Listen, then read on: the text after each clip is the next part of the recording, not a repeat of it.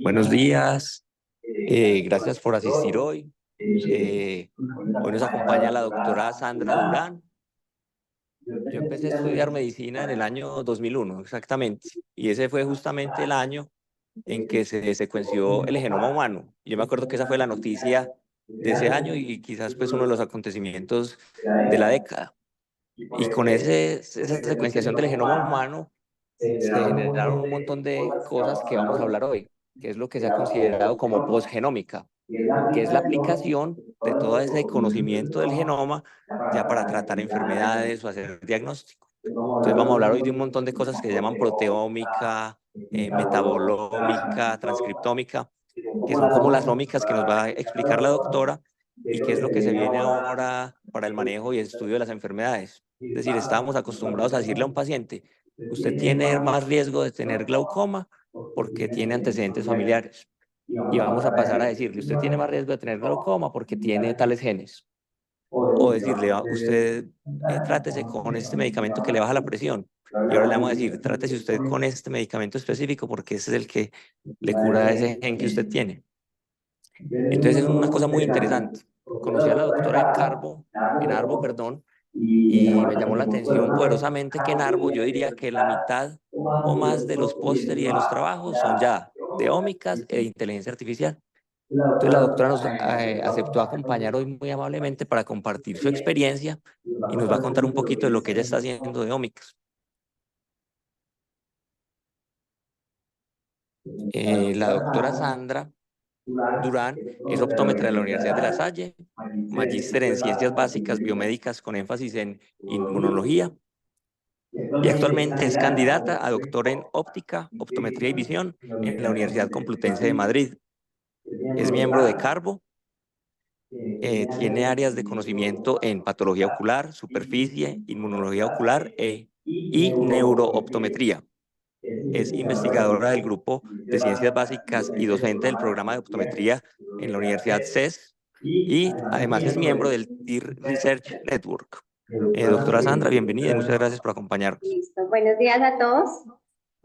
Eh, para mí realmente es un tema maravilloso que alguna vez les explicamos justo en la y es un tema que es obvio, es un tema que se quiere manejar en más, que es otro concepto.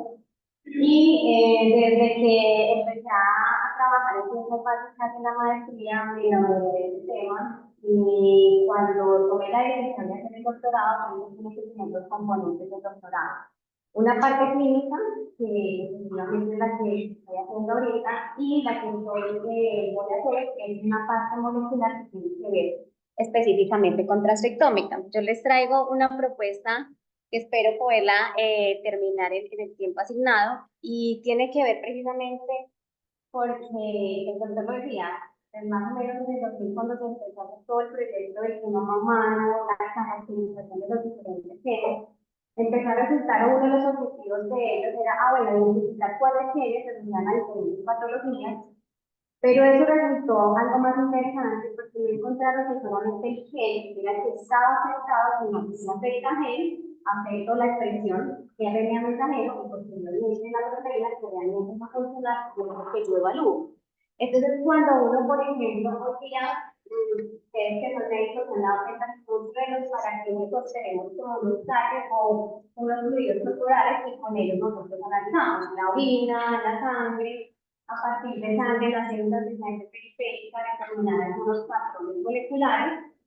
Pero entonces, más o menos en el 2010-2008, empezó a ser importante dos fluidos que inicialmente se creían que eran sin importancia, no tenían relevancia, que era la saliva y posteriormente la lágrima. Entonces, lo primero y lo que más llamó la atención era cómo distribuido el animal, que más o menos uno tiene 10, 15 microlitros, no puedo obtener información de una variabilidad, un complejo molecular, y sobre todo es un concepto que todavía a veces nos cuesta cuando estamos en laboratorio y decimos, yo logro obtener, por ejemplo, un paciente con el yogue 3 o 4 microlitros. ¿Cómo de 4 microlitros yo obtengo un material específico para hacer proteómica o para analizar proteínas?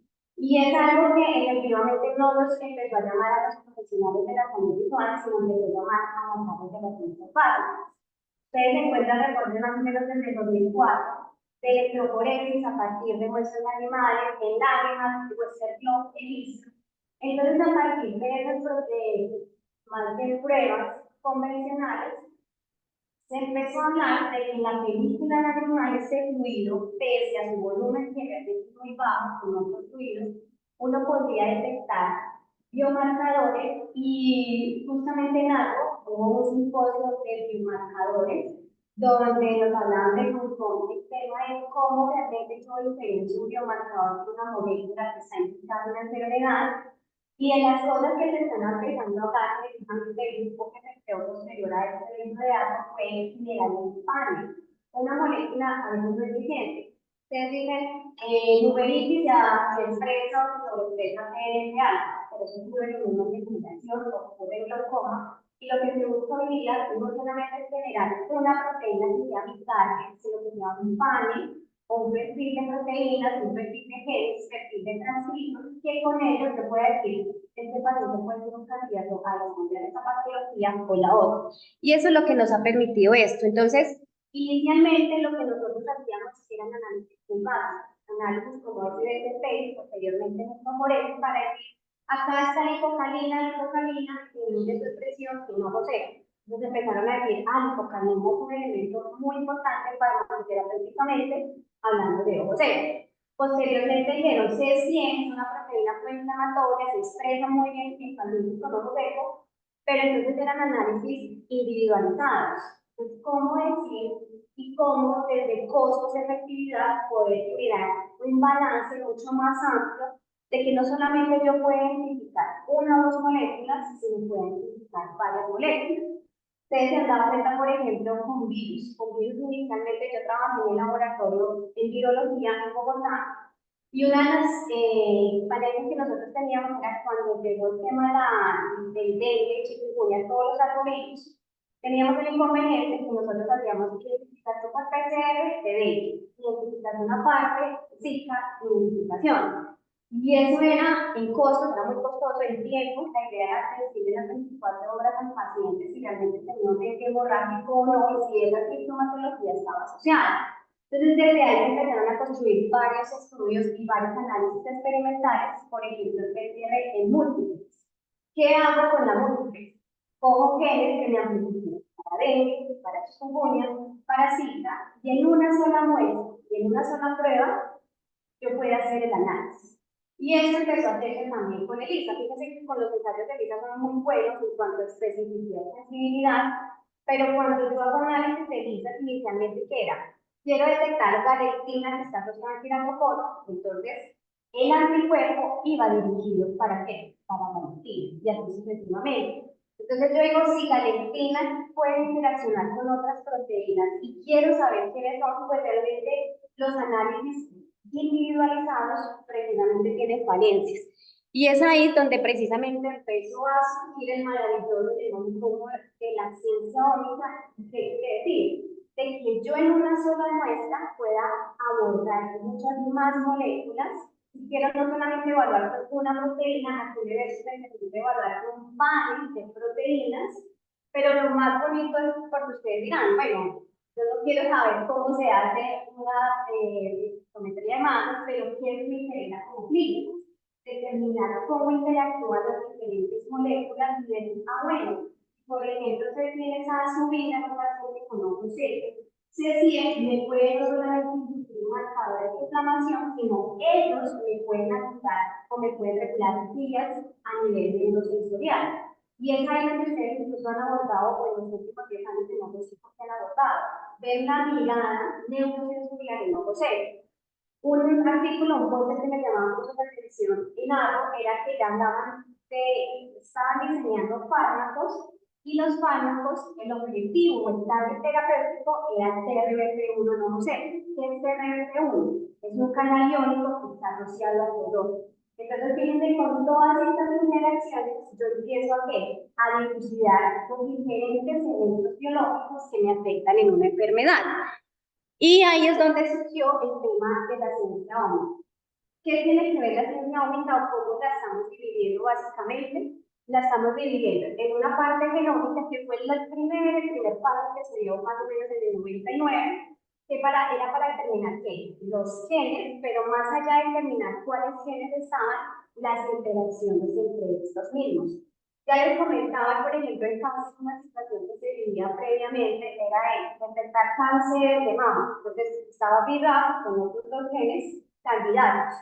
¿Qué se hace hoy día genómica en cáncer? Entonces se perfila mediante análisis en biología computacional. Dicen, si BRAF está elevado acá, este gen está presenta una mutación en tal posición, eso es un predictor, pero sobre todo en etapas tempranas. Entonces, fíjense, incluso ya tenemos hoy software que tenemos gratis en internet, páginas que le permiten hacer y analizar análisis genómicos de diferentes patologías. El segundo, y es el que estoy trabajando, es la transcriptómica. Y es que yo puedo tener un gen perfecto, no hay mutagénesis, no hay variabilidad en esos 4 nucleótidos, pero resulta que una vez tengo RNA mensajero, que es el que se va a volver proteína, ocurren muchos factores. Yo no sé si ustedes recuerdan dentro de su biología que a nosotros o hace 10 o 20 años nos enseñaban el RNA mensajero codifica proteínas y hay ese dogma de la biología molecular. Pero ya se sabe que resulta que nosotros en el proceso de transcripción tenemos RNA mensajero, sí, es el codificable, pero posteriormente se habían descubierto unos RNAs que se llamaban no codificantes. ¿Qué quiere decir que RNAs son codificantes? Que no me van a formar proteínas. Entonces, en esos tiempos, los biólogos mencionaban, estos RNAs que no me codifican nada son basura. Ustedes les encuentran, por ejemplo, en PubMed como desecho celular. Pero más o menos después del 2010, con todos estos avances, se dieron cuenta que esos RNAs no codificantes tienen un papel muy importante en la regulación de diferentes enfermedades, que es lo que ahorita vamos a llamar la parte de la diferencia. ¿Qué nos habla la transcriptómica? Me dice, si estos niveles de transcrito, por ejemplo, de un neuropéptido, sustancia P, está elevado, eso me puede decir que voy a tener más proteína. Si tengo más proteína, más sustancia P, de superficie ocular, de mi película lagrimal, que le está diciendo ahí, hay algo neurosensorial, y eso rápidamente me puede llamar una transformación. Adicionalmente, está la proteómica, y la proteómica es de las cosas más, digamos, que se ha tenido impacto, sobre todo a nivel visual, porque a nivel final de los cosas. Este es un tema de la transcriptómica que yo lo puedo hacer en diferentes muestras. Lo puedo hacer a nivel de la película animal, se habla de sufrir de fluidos o estructuras de segmento anterior, en conjuntiva, y la proteómica también la puedo hacer. El problema ahí que trabajamos en laboratorio es cómo mantienes un RNA, que es una molécula sencilla, la mantienes estable. Tú haces análisis de DNA, puedes mantener bien, pero el reto que nos ha costado, y yo soy joven, pero ya tengo cáncer precisamente por esto, es cómo logras mantener un RNA estable o estable frente a todas las circunstancias. Nosotros en la película la que más tenemos RNA. Entonces, por ejemplo, yo tengo que garantizar que yo tomo una muestra y una vez mantenerla en un estado, en un ambiente y temperatura para que no se me vaya a degradar. Eso es algo distinto con proteínas una vez que nos sale, que sale por un paciente del yobre, que uno dice, pues, siempre es muy baja, el volumen es muy bajo, obtuve 2 microlitros. Entonces dije, pues, miremos a ver si sale algo, y lo curioso es que con 2 microlitros obtienes una importante análisis a nivel de proteínas, cosa que ahora es muy difícil con el RNA mensajero. Porque muchos estudios, y vamos a ver ahora que están enfocando en transcriptómico, porque como les digo, como hay cosas que no se sabían que regulan las proteínas, aquí es un elemento clave para entender por qué en ciertas patologías tengo más proteínas o por qué en ciertas patologías tengo menos proteínas. Ya posteriormente se descubrió la parte de la metabolómica, del lipidoma, sobre todo el lipidoma, ha permitido diferenciar, es un tema que no sé quiénes trabajan en superficie, doctor, y se ha podido como decir, bueno, la parte de los lípidos de la película alemana son iguales a los lípidos meibomianos, y mediante una caracterización lipidómica se ha demostrado que difieren desde el punto de vista de composición química. Entonces, este es el mundo de Ómicas que nos ha permitido salir un poquito, sobre todo entender la enfermedad desde la biología molecular. Y al finalizar, pues si nos da el tiempo, me gustaría hablar un poquito de la parte epigenómica. Este es todo, bueno, es un resumito de todo lo que se ha hecho a nivel de la enfermedad ocular. Ustedes se dan cuenta, son artículos que más o menos vienen del 2017 hacia abajo, hacia aquí. Nos hablan de transcriptómica, de cómo la transcriptómica la puedo utilizar en la caracterización de un ojo seco, una disfunción de glándulas del bóveo. Puedo utilizar, y vamos a ver, el keratocono. El keratocono, estamos justamente escribiendo un artículo, lo que estamos viendo es que el keratocono ya es visto desde la ciencia óptica como un tema de emergencia pública, por razón, porque no solamente interviene la genética, sino intervienen otros factores que ya nos vamos a hablar. Y este artículo es del 2020, lo traje porque nos habla de esta técnica de lo que yo estoy haciendo en el doctorado, secuenciación de RNA, cómo será el futuro de las investigaciones, pero más allá de las investigaciones, de la práctica clínica. Y algo que siempre pasaba en la región, estamos haciendo hoy una consulta desde el punto de vista clínico, pero con todo esto de nueva secuenciación, de nueva migración, nos va a empezar a decir que hay que apoyarnos con unas pruebas y que son pruebas que vamos a tener que estandarizar en América Latina. Entonces, el ojo seco, fíjense que toda la persona de ojo seco más a nivel biológico, hay inflamación, inestabilidad de la película del animal, hiperosmolaridad, anomalías neurovasculares y pérdida de salsalidad. ¿Por qué hoy día de ojo seco neuropático? Porque hablamos precisamente de la actividad neurosensorial. Este es un gráfico que posteriormente al yo tomar la muestra, hago un análisis bioinformático de biología computacional y los análisis me basan las vías biológicas o las rutas metabólicas asociadas a esa muestra. Digamos, eso es lo más importante, porque yo puedo tener la muestra. El análisis me dice, claro, hay 17.000 genes mezclados, pero yo cómo hago eso para poderlo relacionar con la patología. Entonces, posteriormente hago un análisis en bioinformática y en bioinformática dice, más o menos unos 6 las rutas biológicas que pueden ser afectadas. Y posteriormente uno empieza a determinar cuáles son esos cambios. Si es un cambio asociado a la inflamación, si es un cambio asociado a una fase de ciclos de muerte celular, ahí es donde yo empiezo a hacer los parámetros. Y posteriormente, usted, por ejemplo, en maneja una prueba de las 5AC, de donde salen las 5AC, precisamente de análisis informáticos, donde permitieron cómo ver la interacción entre esas con diferentes moléculas y las moléculas. Claro, se habla de matar, ya está químicamente aprobada la científica, pero esta, ¿de dónde salió? Ha salido de estudios previos, informática y de análisis de muestras de pacientes donde me permite a mí decir que no es una sola molécula que se afecta, sino que es claro. Entonces muchos, por ejemplo, ya van haciendo en España se están realizando múltiples una lista rápida que se pueda hacer químicamente de la relación de la vitamina con la proteína. Y eso no ha sido basado en biología computacional y en transcriptómica principalmente. Este es un estudio de 2022. Creo que fue el que la en los últimos años empieza a tomar importancia como tratamiento para un cáncer de 24 y ya en ensayo en la gripe utilizados para Sjögren y otras patologías de supervivencia. Pero que dice, claro, la gripe se está utilizando, la muchachas con PPDA, pero ¿cómo tenemos en cuenta que es una buena herramienta terapéutica? Lo hicieron basado precisamente en análisis transcriptómico. ¿Qué hicieron inicialmente? Ensayos de modelos experimentales en animales. Entonces determinaban las propiedades que tenía la gripe en un modelo coreano y determinaron que habían determinadas ciertas aminos.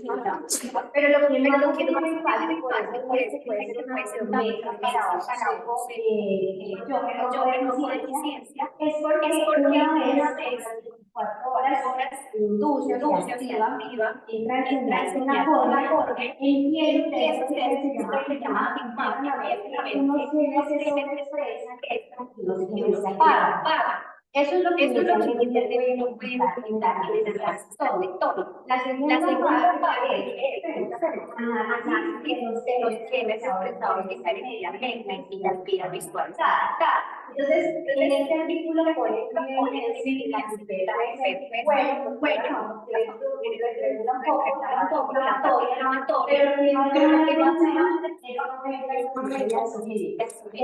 es ahí donde dice, yo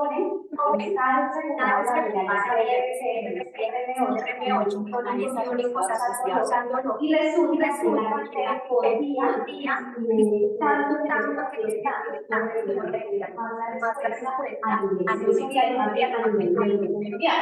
entonces los análisis históricos ya pasaron de ser analizados para hacer artículos y para experimentar, sino ya están siendo puestos desde el punto de vista clínico. Tengo eso mediante análisis históricos, veo que genera unas vías importantes de enfermedad, veo que genera un efecto positivo, puede ser un buen candidato. ¿Para qué? Para tratar cierta patología. Y en conjuntivitis alérgica pasa igual.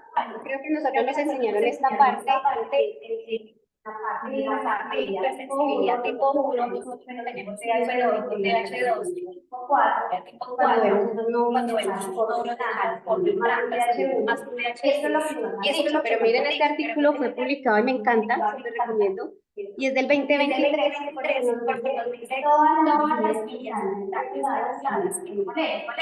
Entonces, más allá de decir cuáles vías, fíjense en lo que nos está hablando de terapia biológica para conjuntivitis alérgica. Entonces, ¿qué nos dice? Los estudios de sintomática han dicho que interleuquina 5 es importante para la alergia, interleuquina 4, interleuquina 3. Y de hecho, la interleuquina 5 tenía un elemento, un rol muy importante en la formación de los nódulos de los neurotransmisores. ¿Qué se ha visto desde el punto de vista? Interleuquina, tiene la capacidad de producir dos proteínas demasiado pequeñas, la proteína básica mayor y la proteína glicosilógena. Y ellas dos son target de estos procesos de la conjuntivitis. Entonces, por ejemplo, en Alemania y en Canadá, la Universidad de Guadalajara está trabajando mucho en crear terapias dirigidas a quién, a la interleuquina 5, a la interleuquina 4 y 3. ¿Qué se ha visto? Ahora, detrás de esto, de un montón de pruebas de validaciones, pero que se ha probado. Pues uno dice, oye, lo que tenemos disponible van a responder sí. La pregunta es, estamos llegando al punto específico de la enfermedad, como son moléculas, no está llegando. Entonces, lo que se ha visto es que con la transcriptómica, lo que ustedes ven, yo puedo decir todos los genes expresados, cuáles genes se suben, y si esos genes están asociados al proceso biológico de la enfermedad. Entonces, este es uno de los estudios donde nos habla que se debe empezar a cambiar el concepto de la enfermedad desde la mirada de biología molecular. Y queratoconio, normalmente es una enfermedad, yo no hago completar, no es enfocada en la parte básica, pero ustedes han escuchado que hay como un tema de inflamatorio, no es inflamatorio, cambios inflamatorios. Y los primeros estudios de 2016, 2012, empezaron a hablar de unas moléculas candidatas que incluyen el queratoconio. Entonces, eso es como lo hicieron, determinaban completamente, cojo las muestras de mi paciente, busco 2 o 3 genes y miro cómo se están expresados, la baja, o están expresados. Después empezaron a hacer análisis individualizados, es decir, las genes son porque la aumenta su expresión en pacientes con tratamiento curiosamente han incluido la climática, pero también informes con resolución científica. Hago la referencia a la parte de atención y veo que está sobreestada. Cuando yo me voy a la biología computacional, yo digo, ¿por qué se me está estresando estos pacientes? Y resulta que la retina me sobreregula con las vías que tienen que ver con el factor tumoral y un factor de transmisión muy importante que es el gamma beta. La letrina me está regulando esto, es que saber información, pues probablemente. Pero lo más curioso es que con una escritórica sobre un solución distinto, no dice, mira, una película pasado que nos habla de que efectivamente como es un proceso inflamatorio. Y lo más interesante es que con este proceso de servicio, que puede ser que no haya inflamación, sino algún cambio en la respuesta se induce el oxidativo, pero antes del oxidativo hay un daño en la mitocondria. Esa mitocondria se carga, un imbalance de función y me lleva a que se empiecen a activar diferentes. Entonces, en algún momento cada mitocondria es inflamatorio, pero si vamos desde el punto de vista molecular, es claro que hay diferentes señales inflamatorias que se sobreregulan, pues centrales que todo eso puede ser con la patogénesis, pero sobre todo con la progresión de la tocola. Yo no hago lentes de contacto, pero ya allá con los colegas es importante la superficie y determinar cómo se superficie. Ya la zona de contacto y la superficie totalmente alterada. Yo que estoy haciendo ahí, yo como muestra la voy a encontrar superficie y por todo literal. Esas van a ser buenas para que se ponga pues la dirección más adecuada es que no sea para nosotros. Eso nos va a entender la enfermedad de una manera más óptima, pero también brindarle oportunidades recientes al paciente de avances tecnológicos. Y finalmente, este artículo lo publiqué el año pasado y en este artículo quería varias cosas para el todo. Uno, que lo como el aumento de la presión sí, pero desde el punto de vista en el que revisa neurociencia y lo como la neurociencia. Y acá yo planteaba varias hipótesis de cómo se puede relacionar efectivamente con la enfermedad neurodegenerativa. Uno, nuestras jóvenes mitocondrias están dañadas, pero no tenemos que crear de manera particular, sino estudios que muestran que la mitocondria afecta invertir en diferentes lugares, en lugares animales, y adicionalmente, la genética afecta factores importantes, el factor de crecimiento derivado de el factor nervioso. Y eso es lo interesante, ustedes ven hoy ya una neuroprotección y el chip ha cambiado, y de los prenatal y todo iba a neuroprotección. Yo necesito tener un neurona de que estrés, tan plástico, que las penas y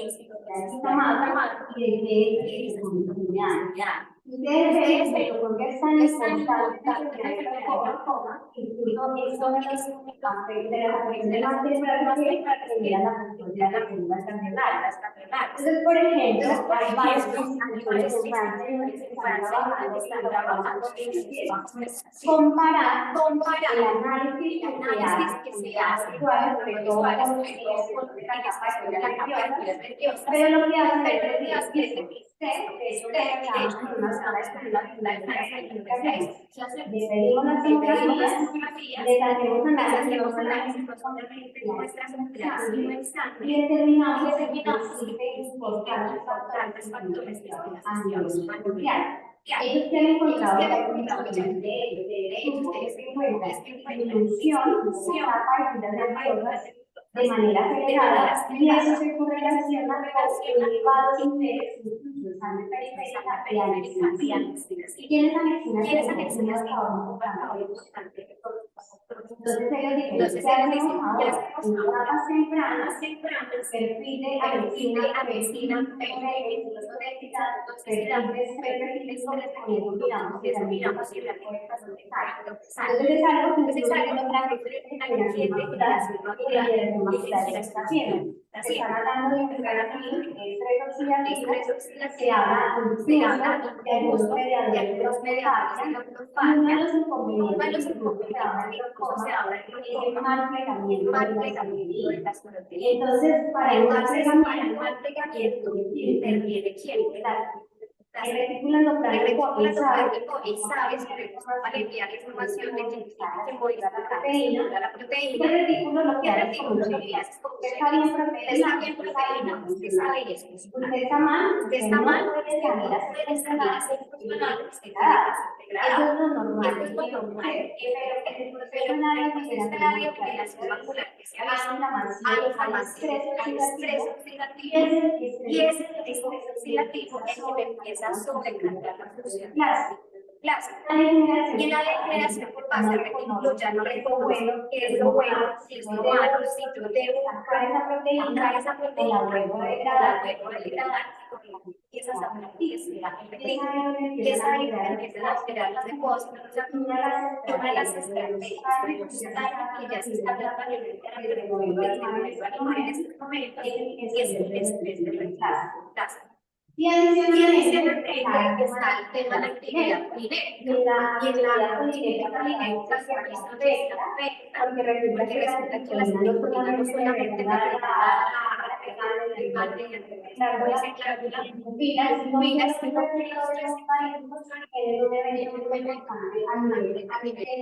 hay una relación entre los muscarínicos con el sistema a nivel retinal. Entonces, el muscarínico me dice, mire, hay un movimiento, por ejemplo, o isquemia de onda de antioxidantes, y el sistema inmunológico en sus etapas iniciales empieza a decir, bueno, ¿qué debemos hacer en el tratamiento? Entonces, por eso se habla de que hay una deficiencia polinética, desde el punto de vista clínico es lo que usted puede hacer pruebas clínicas. El último factor tiene que ver con la epigenética. El tema de la epigenética es algo que se está haciendo, digamos, como, bueno, hablan un poquito de lo que se está hablando a nivel de glaucoma. Y particularmente los pacientes hago traqueotómica.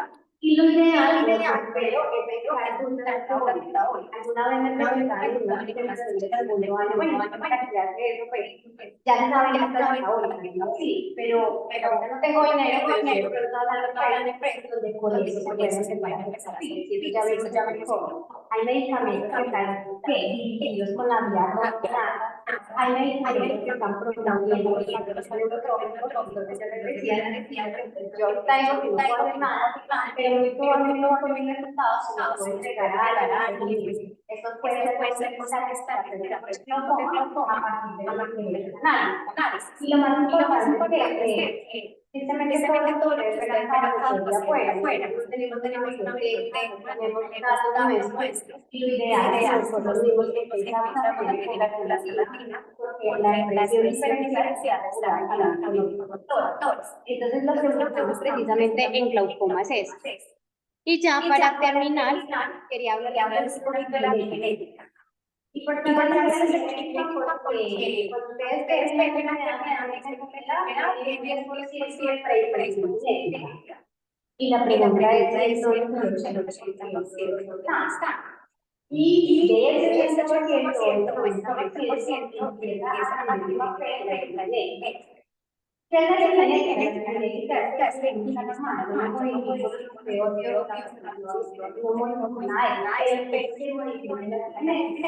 factores previos, y esos factores previos pueden permitir que se exprese más o que se apague. Y ahí encontramos la modificación de DNA, la modificación de cosas, y este bonito que hace. Yo pongo temas porque razón más porque la es como este conito que me permite envolver de manera organizada y Entonces las personas que deben organizarse la información genética de una manera tan adecuada. ¿Para qué? Para que no haya un proceso de desregulación de las genes que serían familiares. Entonces, sí es aquí diferentes factores externos, exógenos, pueden tener una repercusión no en genes como tal, sino en esos patrones que ayudan a organizar la información. ¿Qué factores me pueden generar eso? Aquí les presento algunos factores. Mecanismos genéticos, la dieta, causa tiene una interacción con las histonas, tiene una interacción con las DNA. Ustedes verán en el cromosoma que tenemos la parte más externa de los telómeros. ¿Qué pasa con los telómeros? Los telómeros con la celular se pierde. Y que ya vida que se pierde de manera más rápida después esa luz de los mecanismos genéticos. ¿Y qué dice? Porque no es una persona que sus hábitos de alimentación no son más adecuados, posteriormente la presentar enfermedades puede ocurrir procesos tempranos de celular.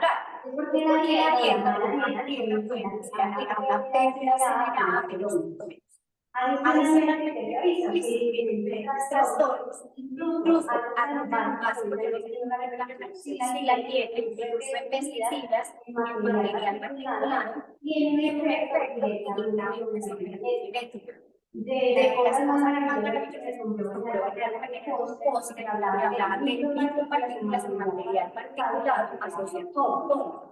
Y ellos se saben el modelo de la masa la exposición frecuente prolongada a material particular puede inducir unas zonas donde físicamente y se empiezan a ver genes asociados con este activo y genes asociados con la enfermedad. Me dice, pero si no hay genéticos, no, entonces ellos utilizan el modelo de un material particular, las personas y eso debería ser como, y así es como muchas enfermedades se han entendido. ¿Y por qué es tan importante también esto? Porque miren que a nivel ocular, me voy a adelantar un poquito, a nivel ocular, ¿qué tenemos eso? MicroRNA 146 como posible target terapéutico para OC. ¿Qué hace el 146? Se hace que toda la vida ¿qué hace con ese factor de presentación? Regular las inflamatorias. Entonces, el gen aparentemente está bien, pero hay modificaciones externas que tienen que ver con el microRNA y ellos son los que llamamos entonces, la epigenética nos ha dado abordar que no solamente hay que indagar en el paciente desde el punto de vista genético, sino nos dice que tenemos que pensar. Nosotros tenemos que mirar, por ejemplo, que fuma. Algo que hoy está pasando, el tema de los pintores, el tema de mediación, maquillaje, todas esas partículas de esos endocrinos pueden muy genética y la inmunidad. Adicionalmente, la que decía pesticidas, y una presentaban algo que tenían que ver con los organismos sagrados. Y resulta que los organismos sagrados son los que tendrían más Colombia. Y lo curioso que nos encontramos era que las personas que se estaban poniendo en cultivos de papa tenían más imágenes visuales comparados con el control.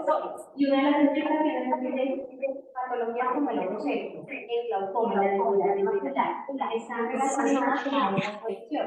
¿Va a modificar el gen? No va a modificar el gen, pero sí lo que puede hacer es desregular algunos marcadores o huellas epigenéticas y con ello puede alterar este control de enfermedad. Entonces, aquí está la revisión muy interesante que nos dice la mirada particular. Tiene que ser vista desde el punto de vista epigenético porque ya incluso el simple hecho de que el paciente tenga una regulación en su dieta le modifica la microbiota y los puede modificar RNAs, y esto, por ejemplo, desde una psiquiatra, decían cómo es probable que cuando empezaban a hacer genómica no encontraban esa cantidad de cáncer, pero toda la clínica, todos los laboratorios hacían cáncer. Y los primeros estudios empezaron a encontrar eso que a veces dice comer carne quemada mal. Entonces sí es malo, pero empezaron a estudiar, por ejemplo, la carne bien quemadita, estaba induciendo cambios en la melanina, que son los primeros aminoácidos, y eso me generaba una desregulación modificada la metilación del DNA. Finalmente, ¿qué conocía? Que se metían mujeres asociados a desarrollar toda la patología. Entonces, ya hoy día no se habla de cáncer, de análisis genómicos, utilizan pasar la epigenómica para mirar cuáles factores están asociados a la enfermedad. Y se ha hecho mucho en retina sí que se ha hablado de genética, que es condiciones normales que nosotros tenemos en el desarrollo retinal, en el desarrollo nervioso, necesitamos la hipermetilación y la hipermetilación de algunos DNA para que se identificar las primeras etapas. Entonces, desde la embriogénesis ya estamos hablando de para un funcionamiento normal. El problema que tiene que ver con la epigenética es que nosotros mismos, con los factores que tenemos intrínsecamente en el cerebro, estamos modificando esto, estamos generando mayores células que estamos generando inflamación, todos esos factores que empiezan a jugar el papel importante en la enfermedad ocular. Y en psique en ojo seco se habla, en degeneración macular, por ejemplo, nos hablan, hay estudios que personas han escuchado estigmas, que normalmente hacen, pero desde el punto de vista genómico, cuáles que están afectados, incluso está afectado un exón, un intrón, pero, por ejemplo, con las genómicas están diciendo que está afectado por la deformidad muscular, pero no hay un relacionado. Cuando uno indaga, es bastante y yo cuando lo relaciono con metáforas para mirar por el tema de microorganismos y exposición, resulta que el problema también está conectado con el paciente. Entonces, si tiene la enfermedad que incluso menciona que cada afectado las preguntas, sí, come bien, los signos de la investigación. Yo no tengo que decir nada de eso, pero y creo que los tenemos de las mexicanas tenemos un montón de patologías musculares cada vez más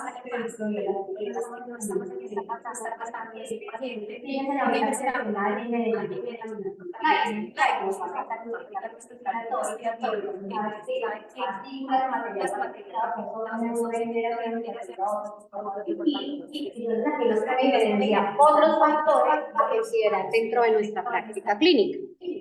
Y ya para finalizar, esto es lo que realmente somos. Somos un fenotipo. Y el fenotipo está asociado a diferentes factores tales.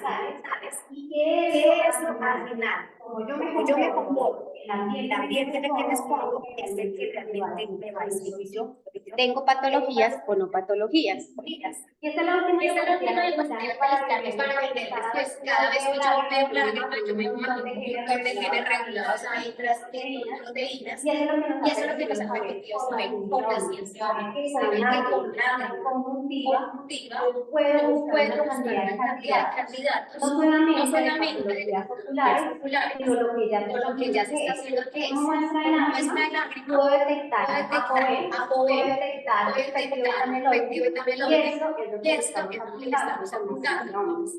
Traen unas conclusiones que creo que por temas de tiempo ya no hay, ahí se las dejo. Muchísimas gracias. Gracias. Excelente, doctora. Excelente. Y lo que decía Carlos Felipe, este es el futuro. Y en el ojo seco ha pasado. Mire que inicialmente era ojo seco, después resultó que es por osmolaridad y por osmolaridad después se encontró la parte inflamatoria, ahora la asociación pues con el tema neurológico. Y yo creo que keratocono pasó lo mismo. Yo no creo que sea una enfermedad inflamatoria, sino que tiene inflamación, igual que pasa en el ojo seco. No es que sea una inflamación la que ya el ojo seco, sino que el ojo seco genera inflamación. Pero igual están asociados y ese manejo tan específico, inclusive hay un artículo muy interesante de lentes de contacto ya con los biomarcadores que aceleraría pues todo este tema de diagnóstico. Entonces pues los platos de diferentes y lo pueden hacer. Y eso es muy interesante. Y lo otro que Carlos Felipe inicialmente dijo que es hasta preocupante, no sé si se vieron la película Gattaca, es la segregación genética, que uno nace, le hace una muestra y dice, usted va a tener un cáncer o va a tener problema cardiovascular, usted no es candidato ni para esto ni para esto, usted solamente puede hacer esto. Es un tema que se viene a futuro que tiene un tema ético, pero que va a pasar. Pero la idea es adelantarse, pues si lo vemos con los problemas cardiovasculares de algunos compañeros como detección temprana, le hacen su bypass, se acabó el problema y nunca tuvo el infarto. Entonces yo creo que este es el futuro. El problema que lo hablamos ahorita es el costo todavía que es muy alto, pero para allá vamos. Y eso a medida que más se haga, creo que se va a ir abaratando todo.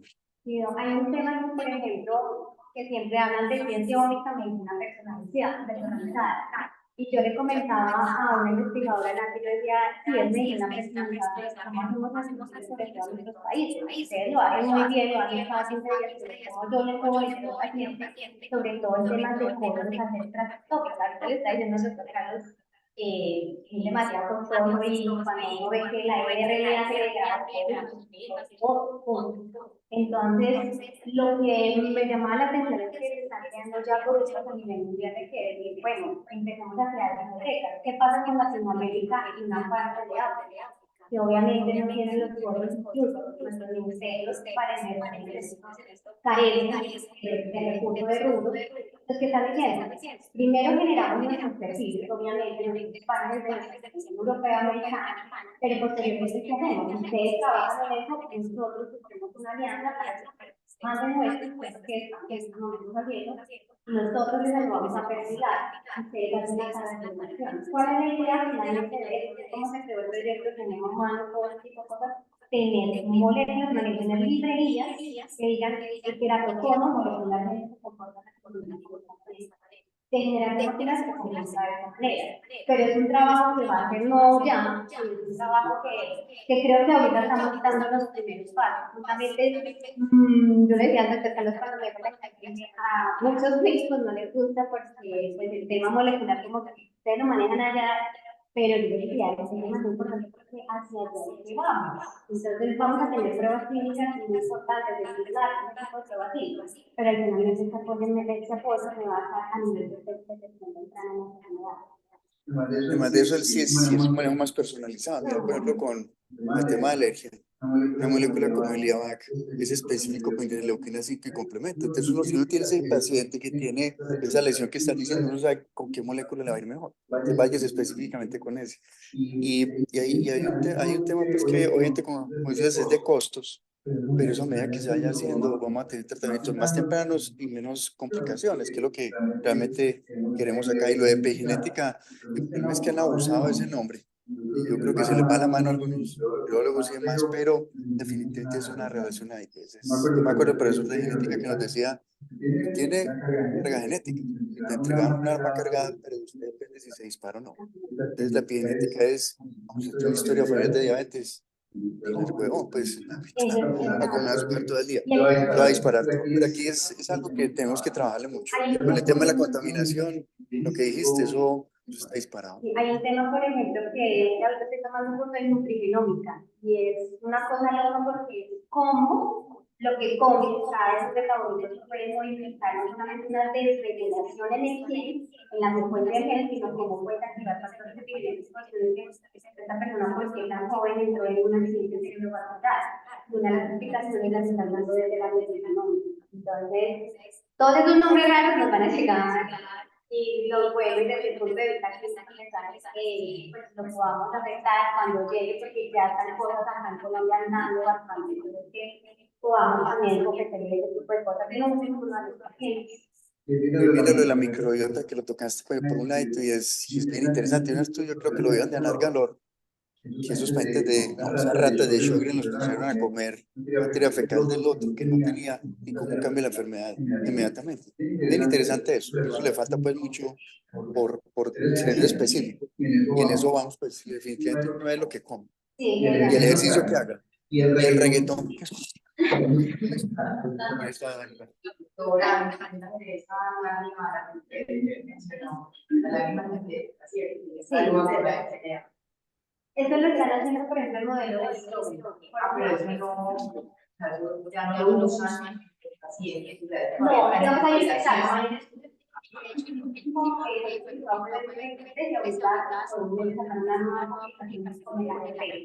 porque era lo típico que les traje y realmente fue muy animado, fue muy longino, era un país determinado, poner un ojo seco y en una parte con este ratoncito y determinar que la actividad no solamente porque ya se había reportado que induce cambios también que la reparación, inducía bajos niveles de inflamación, sino que se dieron cuenta que también regulaba unas vías asociadas al dolor que tenían que ver con los cerebros. Entonces, eso fue inicio superior 2022-2023, ya hacen unos estudios en otros modelos de ratón y en otros modelos animales. Claro, y ya lo que se está empezando a hacer es, por ejemplo, en ensayos clínicos para determinar si puede ser en cantidad o no puede ser en cantidad. La conclusión de eso era que todo es mismo que yo no puedo saber si mejora o no el paciente, simplemente por clínicas, hay que verlo mediante qué tiene. Se están regulando los exámenes diferenciados. Eso es lo que se llama. Temas muy interesantes y ¿Ustedes sabían lo mismo? Quiero decir que nosotros como clínicos probablemente no nos imaginemos algún día pues pipeteando o haciendo análisis de electroforesis, pero es importante tener en cuenta porque nosotros en la parte clínica podemos participar, pues generando alianzas con gente que hace esto y nosotros podemos tomar muestras de conjuntiva, de lágrima, es decir, como dice la doctora, tenemos pacientes para alimentar esas bases de datos y nos sirve pues como para futuras investigaciones, pienso yo. No hay que parecer la buena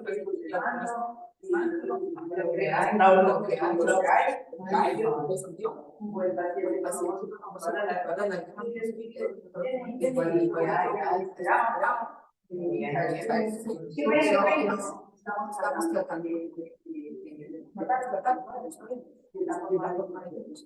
Sí, y es una ventaja que nos tiene la abuela y es porque ellos ya se saben que esto es para el niño de bueno, estas son las vías sobrecargadas cuando comienza eso. Y eso es lo que nos trae desde el punto de vista farmacéutico. Bueno, yo tengo, lo que decía, yo voy a preguntar cosas posteriormente que también las farmacéuticas decir, mire, estas son las vías asociadas que se están viendo afectadas en el coma, que se puede hacer un entrevista. Voy a la farmacología de mío y sobre todo la clínica, es decir, nosotros tenemos que trabajar con materias que podemos hacer. Extraño que no podía pasar. Muchas gracias. No, yo las hago en el laboratorio del CES y el laboratorio de la ODA. Estoy haciendo, ahorita lo que estoy haciendo es toda la extracción de RNA y sobre todo caracterización, porque ya les decía, RNA primero hace la sensibilidad, porque es algo tan largo entonces ya tengo el protocolo de cómo debo hacer las cosas, ya ahorita empiezo a acostumbrar con pacientes con población, de donde la obtienes, en estos momentos se están generando con los de la doctora Ana Rodríguez y el doctor Lucas. Esta tarea. Pero la idea es estar impresionando, la idea es que pronto podamos el medicino, mi objetivo es que digamos bibliotecas nuestras, o sea, las bibliotecas en qué consiste, eso está gratis a nivel mundial, ustedes ingresan y no se miren cómo se ve un paciente transcriptómicamente en el coma, ustedes buscan el coma, todo de lo que me Europa y en muchos como se línea, o Asia. Entonces la idea es que posteriormente que uno tenga esas muestras, yo les decía, más allá de poder graduar, es poder incluir esa base de miremos cómo se comporta el proceso nace desde el punto de vista molecular, cómo se comporta el Colombia. Y eso son todas las tecnologías. La ventaja es que yo no tengo, no hay ningún costo para yo poderlo subir, pero va a ser de acceso a todos a nivel mundial, para que todos estemos hablando en el mismo idioma. Entonces, por ejemplo, más adelante, si por ejemplo la doctora quisiera ver desde el punto de vista transcriptómico, que yo ya tenga todo estandarizado, pues eso es bienvenido porque no solamente alimenta un trabajo, sino alimenta realmente lo que necesitamos entender de la enfermedad aquí en Colombia. Según ese mensaje que usted lo está después añadiéndole la parte nutricional en el área macular, no hay que mejorar tanto. Por decirlo. Y lo que se está viendo incluso es el material particulado. Muchos de lo que me llamaba la atención en retina, en el módulo, yo estuve en algo y en mi módulo era retina. Y todo tenía que ver con material particulado y a nivel epigenético las modificaciones que finalmente llevan a la integración celular. Entonces, esto está hablando mucho del tema de cómo la ahorita estamos en la actividad con el tema de la de material asociado a un término de cáncer. Yo cuando estaba en formación del hospital Pablo encontré venían clientes de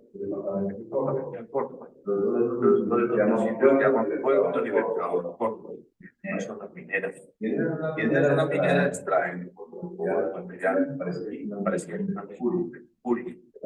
las aguas, los alimentos, peces. Y la posibilidad de glaucoma ya es así. Pues la frecuencia.